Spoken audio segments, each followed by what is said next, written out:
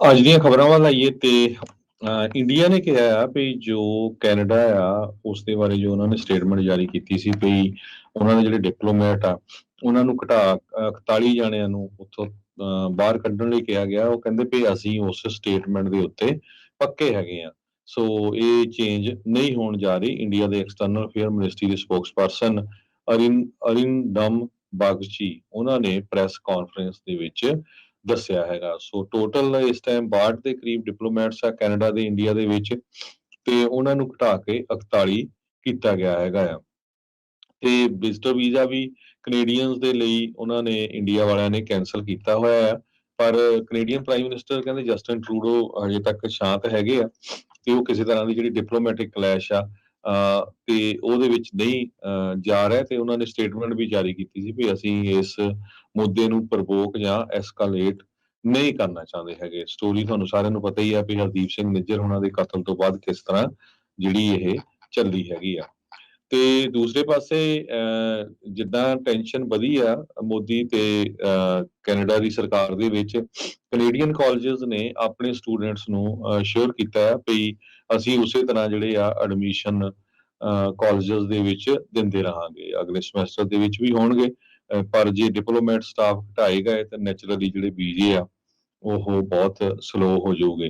ਕਹਿੰਦੇ ਵੀ 40% ਜੋ study permit holders ਹੈਗੇ ਆ ਉਹ ਇੰਡੀਆ ਤੋਂ ਹੈਗੇ ਆ। $20 ਬਿਲੀਅਨ ਜੋ ਕੈਨੇਡਾ ਦੇ ਵਿੱਚ ਕੈਨੇਡਾ ਦੀ ਇਕਨੋਮੀ ਨੂੰ ਇਹ ਕੰਟਰੀਬਿਊਟ ਕਰਦੇ ਹੈਗੇ ਆ। 1 ਲੱਖ ਤੋਂ ਵੱਧ ਸਟੂਡੈਂਟਸ ਅੱਜ ਦੀ ਡੇਟ ਦੇ ਵਿੱਚ ਜੋ ਇੰਗਲਿਸ਼ ਪ੍ਰੋਫੀਸ਼ੀਐਂਸੀ ਟੈਸਟ ਹੈਗਾ ਆ ਟੋਫਲ ਜਾਂ ਜਿਹੜਾ ਉਹ ਟੈਸਟ ਕਰਦੇ ਹੈਗੇ ਆ ਜੀ ਜੀ ਉਹਦੀ ਉਹ ਤਿਆਰੀ ਕਰ ਰਹੇ ਹੈਗੇ ਅੱਜ ਦੀ ਡੇਟ ਦੇ ਵਿੱਚ ਇੰਡੀਆ ਦੇ ਵਿੱਚ ਵੀ। ਜੀ ਤੇ ਦੂਸਰੇ ਪਾਸੇ ਇੱਕ ਇੰਡੀਅਨ ਹੋਸਟਡ ਪਾਰਲੀਮੈਂਟਰੀ ਸਬਮਿਟ ਹੋਣ ਜਾ ਰਹੀ ਆ। ਉਹਦੇ ਵਿੱਚ ਜੋ ਕੈਨੇਡਾ ਆ ਉਹ ਜੁਆਇਨ ਕਰਨ ਜਾ ਰਿਹਾ ਆ। ਸੋ ਇਹ ਸਬਮਿਟ 20 ਨੇਸ਼ਨ ਦੇ ਗਰੁੱਪ ਦੀ ਹੈਗੀ ਆ। ਸੋ ਇਸ ਤੋਂ ਇਹ ਸਿਗਨਲ ਲੱਗਦਾ ਵੀ ਜੋ ਕੈਨੇਡਾ ਵਾਲੇ ਆ ਉਹ ਕਿਸੇ ਤਰ੍ਹਾਂ ਜਿਹੜੇ ਰਿਲੇਸ਼ਨ ਆ ਉਹ ਖਰਾਬ ਨਹੀਂ ਕਰਨਾ ਚਾਹੁੰਦੇ ਹੈਗੇ। ਜੀ ਜੀ ਬਿਲਕੁਲ। ਸੋ ਇਹ ਵੀ ਰਿਊਟਰਸ ਦੇ ਪਿਛਲੇ ਦਿਨੀ ਜਿਹੜੀ ਇਹ ਖਬਰ ਆਈ ਸੀ ਵੀ ਕੈਨੇਡਾ ਜਿਹੜਾ ਆ ਉਹ ਪ੍ਰਾਈਵੇਟ ਟਾਕ ਚਾਹੁੰਦਾ ਹੈ ਇੰਡੀਆ ਦੇ ਨਾਲ ਇਸ ਡਿਪਲੋਮੈਟਿਕ ਮਸਲੇ ਨੂੰ ਜਿਹੜਾ ਆ ਉਹ ਸੁਲਝਾਉਣ ਦੇ ਲਈ। ਕੈਨੇਡਾ ਇੰਡੀਆ ਦੇ ਜਿਹੜੇ ਰਿਲੇਸ਼ਨਸ ਦੇ ਜਿਹੜੇ ਟੈਨਸ਼ਨ ਆ ਉਹ ਇਸ ਟਾਈਮ ਸਿਖਰ ਤੇ ਆ। ਤੇ ਜਿੱਦਾਂ ਦੱਸਿਆ ਵੀ ਕੈਨੇਡੀਅਨ ਕਾਲਜਸ ਇਹ ਕਹਿ ਰਹੇ ਆ ਆਪਣੇ ਸਟੂਡੈਂਟਸ ਨੂੰ ਵੀ ਅਸੀਂ ਭਾਈ ਜਿੱਦਾਂ ਕਰਦੇ ਆਏ ਆ ਰੀਸ਼ੋਰ ਕੀਤਾ ਆ ਵੀ ਅਸੀਂ ਤੁਹਾਡੇ ਨਾਲ ਹੀ ਜਿਹੜਾ ਆ ਉਹ ਰਵਾਂਗੇ। ਕਿਉਂਕਿ ਕੈਨੇਡਾ ਦੇ ਵਿੱਚ ਜਿਹੜੇ ਸਟੂਡੈਂਟਸ ਦਾ ਜਿਹੜਾ ਆਉਣਾ ਆ ਕੈਨੇਡਾ ਦੀ ਇਕੋਨਮੀ ਦੇ ਵਿੱਚ ਇੱਕ ਬੂਮਿੰਗ ਬਿਜ਼ਨਸ ਦੇ ਵਜੋਂ ਵੀ ਉਸ ਨੂੰ ਜਿਹੜਾ ਉਹ ਜ਼ਰੂਰ ਦੇਖਿਆ ਜਾਂਦਾ ਹੈਗਾ ਆ।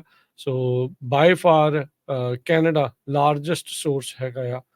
ਕੈਨੇਡਾ ਦੇ ਵਿੱਚ ਜਿਹੜੇ ਲਾਰਜੈਸਟ ਸੋਰਸ ਗਲੋਬਲ ਸਟੂਡੈਂਟਸ ਦਾ ਉਹ ਇੰਡੀਆ ਤੋਂ ਆਉਂਦਾ ਆ। ਘੱਟੋ ਘੱਟ ਕਹਿੰਦੇ ਵੀ ਜਿੰਨੇ ਵੀ ਸਟੱਡੀ ਪਰਮਿਟ ਹੋਲਡਰਸ ਆ ਉਹਨਾਂ ਚੋਂ 40% ਭਾਰਤੀ ਮੂਲ ਦੇ ਉਹ ਹੁੰਦੇ ਆ। ਕੈਨੇਡੀਅਨ ਇਕੋਨਮੀ ਦੇ ਵਿੱਚ 20 ਬਿਲੀਅਨ ਕੈਨੇਡੀਅਨ ਡਾਲਰਸ ਦਾ ਇਹ ਯੋਗਦਾਨ ਓਵਰਆਲ ਪਾ ਰਹੇ ਨੇ। ਸੋ ਹੁਣ ਦੇਖੋ ਕੀ ਹੁੰਦਾ। ਪਰ ਜਦੋਂ ਡਿਪਲੋਮੈਟਸ ਘਟਣਗੇ ਇਹ ਜਿਹੜੀ ਜ਼ਰੂਰ ਗੱਲ ਆ ਵੀ ਜਿਹੜੇ ਮਹੀਨਿਆਂ 'ਚ ਕੰਮ ਹੁੰਦਾ ਸੀ ਉਹ ਫਿਰ ਜਿਹੜਾ ਹਫ਼ਤਿਆਂ 'ਚ ਹੁੰਦਾ ਸੀ ਉਹ ਮਹੀਨਿਆਂ 'ਚ, ਤੇ ਮਹੀਨੇ ਵਾਲਾ ਕੰਮ ਜਿਹੜਾ ਆ ਉਹ ਹੋਰ ਐਕਸਟਰਾ ਮਹੀਨੇ ਜਾਂ ਸਾਲਾਂ ਦੇ ਵਿੱਚ ਤਬਦੀਲ ਹੋ ਸਕਦਾ ਆ। ਇਸੇ ਤਰ੍ਹਾਂ ਜਿਹੜੀ ਅਫਗਾਨ ਦੀ ਐਮਬੈਸੀ ਆ ਨਿਊ ਦਿੱਲੀ ਦੇ ਵਿੱਚ ਉਹਨਾਂ ਨੇ ਕਿਹਾ ਸੀ ਵੀ ਉਹ ਸ਼ਟ ਡਾਊਨ ਕਰਨ ਜਾ ਰਹੇ ਆ। ਤੇ ਹੁਣ ਇਹ ਖਬਰ ਆ ਰਹੀ ਆ ਵੀ ਈਵਨ ਦੋ ਮੂਵ ਹੋ ਗਏ ਆ ਉੱਥੋਂ ਚੱਲ ਗਏ ਹੈਗੇ। ਪਰ ਅਫਗਾਨਿਸਤਾਨ ਦੀ ਐਮਬੈਸੀ ਜੋ ਨਿਊ ਦਿੱਲੀ 'ਚ ਆ ਉਹ ਫੰਕਸ਼ਨ ਕਰ ਰਹੀ ਆ।